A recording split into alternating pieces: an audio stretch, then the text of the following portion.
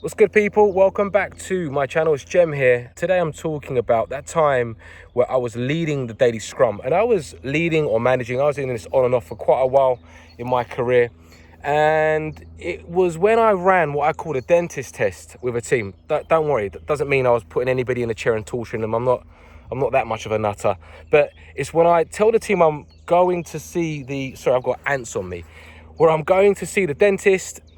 And I don't mention who's going to be handling the daily scrum, who's going to be kicking it off. And the next day I come and see what's happening. And of course, lo and behold, this team 2 months in, I was like, hey guys, how's the daily? And boom, it didn't happen. I was like, okay, fine. Now, I remember at the time speaking to a mentor, and I was like, look, there's clearly something wrong with it. What do we think? And some good advice that I got was to maybe get some feedback from other people on how the daily scrum runs. What am I actually doing? And over the years, when I've put these things in my journal and I've reflected on what I've done to come across as leading or managing the daily scrum, which proactively stops people from wanting to show that ownership at the daily. And by the time you leave as a Scrum Master, you've now you become like a dependency. Rather than creating the capability for people to self-manage and do their thing and to go on without you, it can kind of feel like people are like lost puppies when you're not in the office. What was I actually doing? Well, let me talk to you about some of the signs and some of the things that I was seeing. First of all, you're going along to the daily scrum. You're always the person who is initiating everything. So you're standing there, okay, and you're the first person to call out a person who needs to, give an update. You're uncomfortable with the silence, you feel the gap, and you call out a person's name. Second thing is, you are sitting at the front of the table if you're using like an electronic board, and you're moving the mouse and the cursor. That's like a telltale sign of leading and managing the daily scrum. And so what's happening is everyone is looking to you for your updates. And on top of that, people are giving details on things that haven't happened, and then you're acting like a scribe. You're adding detail.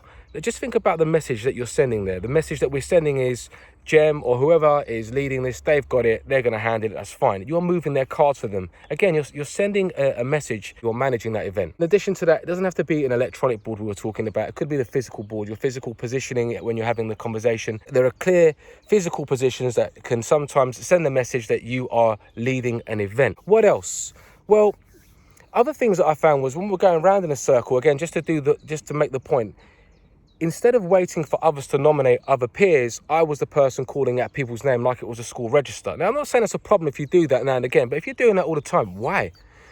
Somebody's giving their update, take a step back, and if you can handle the silence just a little bit longer than normal, someone is going to speak. You just got to take your time, you've got to wait. Another thing that I was doing to lead and to manage the daily scrum, when people would offline conversations, I would stick around and make sure that those conversations would happen. Like, say, are you guys clear on what you need to do? Are we all good? Are you going to take that action? Now, that doesn't sound like a bad thing, and I'm not calling it a bad thing. But if you do that enough, people are going to look to you to have those offline conversations, to facilitate them and to guide them, and you don't give them a chance to figure it out for themselves. I mean, what's the worst thing that's going to happen in such a case? People don't have that offline conversation, something doesn't happen, they come along to the daily scrum and something's not moved, and now they're accountable to the team and not to me. Okay, and they'll learn and they'll figure it out. Another one that I can throw out there is people being late. I found myself taking people to the side, having conversations, what's going on, is everything okay? Now, that's not a sinister or bad thing. However, the message that you're sending is that if I'm late to this event, Jem's going to speak to me. Does that mean that he's managing this event? It's his event. The person that I'm going to let down is Jem. Why can't it actually be left alone to the team to figure out and for it to be brought up? So then if people are late to events, they're not letting you down as a lead or a manager, they're letting their team down. After all, the daily scrum is a forum for the team. It's not for you. I'm not saying you need to initiate the daily scrum. You're not conducting it. There's nothing wrong with moving cards now and again. There's nothing wrong with calling out people's name. There's nothing wrong with creating some sort of momentum and stepping in when nobody wants to step in. There's nothing wrong with making sure people feel like they know what they're doing. I get that.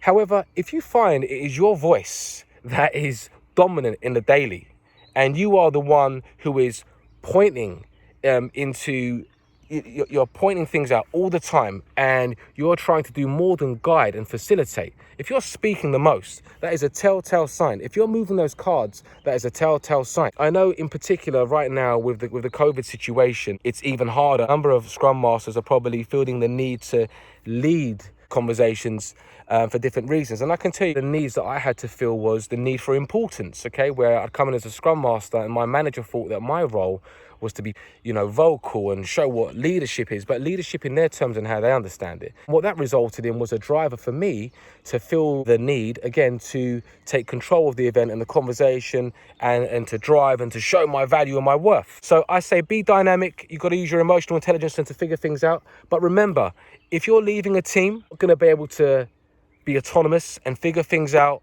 and act on their own volition by the time you've left, you failed that team. And the way that we do that is by managing or over-leading and allowing our needs to supersede the needs of the team. All right, it'll be great to hear your views on leading and managing a daily Scrum, if you've fallen into this trap and how you've got around it. Have a wonderful day. I better get out of here. These red ants are having me for dinner right now. Well, not dinner, but lunch. It's not dinner time, is it? Cheers.